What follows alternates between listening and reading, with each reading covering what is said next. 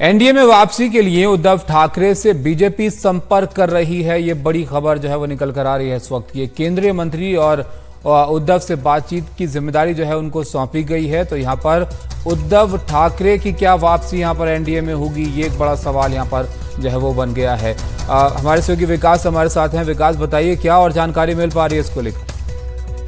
देखिए, एक बार फिर से एनडीए को और मजबूत करने की कोशिशें शुरू हो गई है बीजेपी की तरफ से। और आज जब बैठक हुई बीजेपी के अध्यक्ष जेपी नड्डा के आवास पर, तो उस बैठक में यह तय किया गया कि बीजेपी अपने और दूसरे संगठन और एनडीए में दूसरे अलायंस को जोड़ने के लिए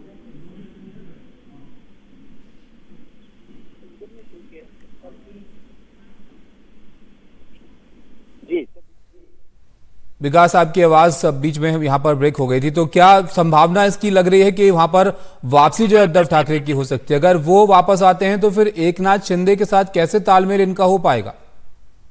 देखिए, बिल्कुल ये एक बड़ा सवाल है कि एकनाथ शिंदे के साथ कैसे तालमेल होगा, क्योंकि एकनाथ शिंदे शिवसेना के मूल गुट से उद्धव ठाकरे से अलग होकर उन्होंने नई शिवसेना बनाई थी।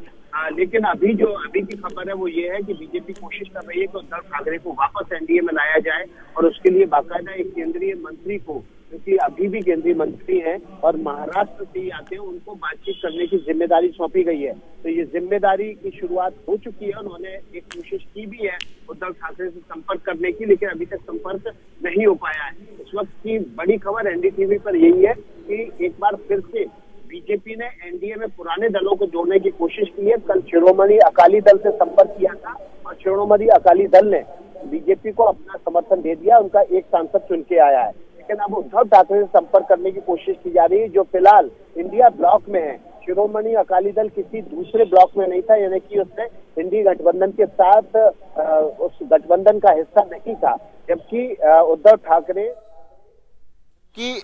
ठाकरे इंडी गठबंधन का एक मजबूत सिपह सलार हैं।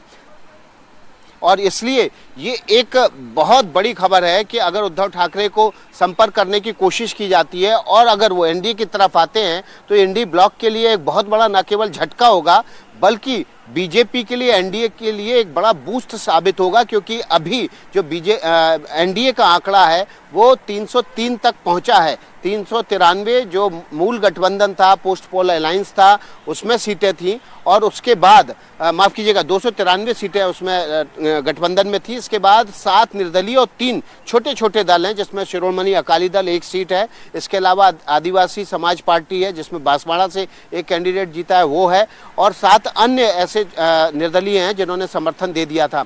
लेकिन अगर 9 सांसदों वाली शिवसेना उद्धव गुट भी इधर आ जाता है तो ये आंकड़ा बढ़कर जो है वो 311 तक पहुंच जाएगा, 312 तक पहुंच जाएगा, माफ कीजिएगा। और ऐसी सूरत में एनडीए मजबूत होगा। इसके 2 फायदे होंगे बीजेपी को। एक कि जो बाकी अलायंस पार्टनर हैं उनका जो वजन है एनडीए के भीतर वो कम हो जाएगा, और किसी एक अलायंस पार्टनर की नाराजगी या किसी मुद्दे पर समर्थन ना देने की अगर बात आती है तो ऐसी सूरत में दूसरे अलायंस पार्टनर अपनी भागीदारी से उस पार्टी के असहयोग को काट सकते हैं।